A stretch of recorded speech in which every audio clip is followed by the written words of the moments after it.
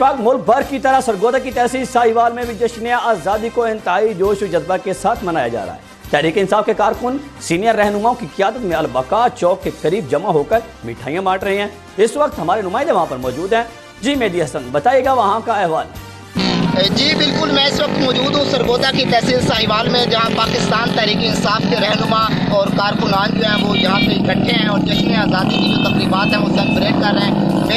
میرے ساتھ اس وقت پاکستان تحریک انصاف کے رہنما فضل جتوئی صاحب موجود ہیں، ان سے ہم پوچھتے ہیں کہ وہ جشن آزادی کو کیسے منا رہے ہیں۔ جی جس طرح پاکستان میں جشن آزادی منائی جاتی ہے، اس طرح ہم اپنی تحصیل میں بھی بہت زور و جوش سے جشن آزادی منا رہے ہیں، اور ہماری دعا ہے کہ آنے والی بھی نسلیں ہماری جو ایسی طرح جیسے ہم منا رہے ہیں اسی طرح زور و جوش سے جشن آزادی منائیں۔ اور میری یہ بھی دعا ہے کہ اللہ تعالیٰ ہمارے پاکستان کو ہمیشہ سلامت رکھے اور ہر پریشانیوں اور مصیبتوں سے دور رکھے۔